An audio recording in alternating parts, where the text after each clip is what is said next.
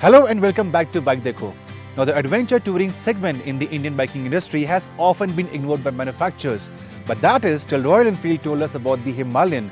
And ever since, adventure riders like me have been wanting to ride the bike, and what better way to do that than in snowy Himachal Pradesh. Awesome roads, awesome terrains, and I assume an awesome bike as well.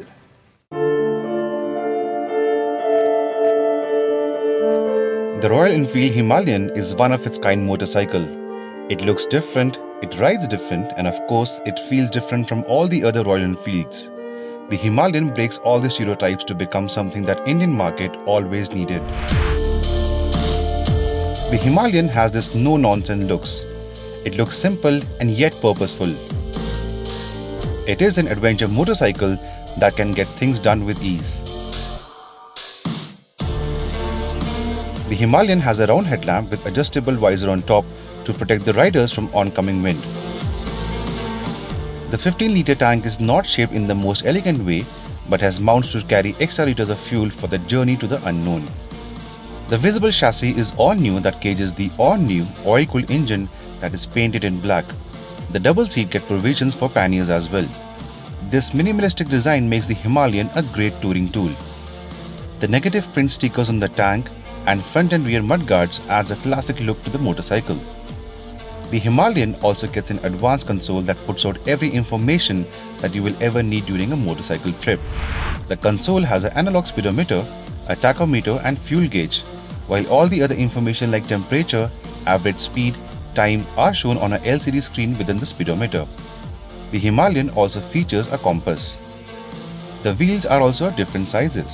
The front one is a 21-inch, while at the rear you get a 17-inch wheel. Now both the wheels have spokes and get Seat dual-purpose tires. The gear lever and the rear brake lever are made up of steel without any rubber cover to add ruggedness to the machine.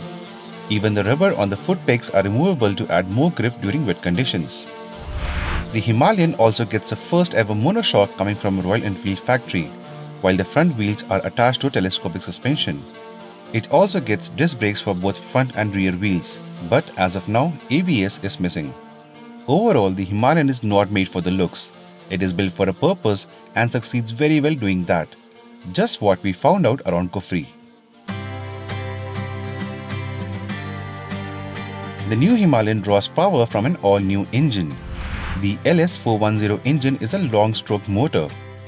The single-cylinder unit gets oil cooling system along with air cooling.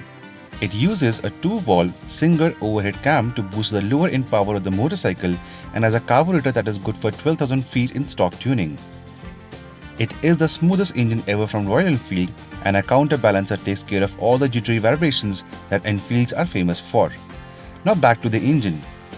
We love the way it pulls from as low as 2000 rpm onwards till about 5000 rpm. The low end and the mid-range is definitely punchy and will be a boon while riding on roads like these. Now the company has done very smart designing for the machine. The tank is slim to accommodate the stand-up riding position. The bike has good ground clearance of 220mm and the seat height is low for better control. Now riding the Himalayan is very easy. The bike has good low-end torque that helps through sticky riding conditions. The engine is made to a 5-speed gearbox, but we could not go past the third one because of the riding conditions. The first gear is very tall. It pulls the motorcycle to about 50 kmph, and this can be good or bad depending on the situation you're riding in. The gear shifts are smooth and the clutch is slightly heavy but a lot lighter than other Royal Enfields. The grip from the C8 tires is phenomenal and the suspension setup is perfect. In fact, this is the best thing about the bike. Throw the Himalayan into corners that are imperfect or ride the bike through never-ending potholes and the Himalayan will make it look so easy. And the tires are simply wow. We rode the bike in rains, in slush and in fresh snowfall and the tires simply did not give up. Further, the motorcycle is very flexible. It does not take much time to change directions and stays stuck to the ground, giving riders a lot of confidence. Also, there is no ABS as of now and the front brakes lack a bit of bite, but that helps a lot while riding off-road. The Himalayan is a great adventure motorcycle and a complete package. It has a potential to become the first proper adventure machine for many riders and we see many Enfield owners upgrading to the Himalayan purely because of the abilities it has.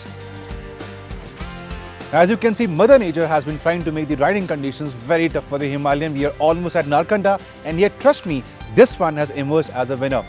Now for the bikes like the Himalayan, the sticker price doesn't really matter.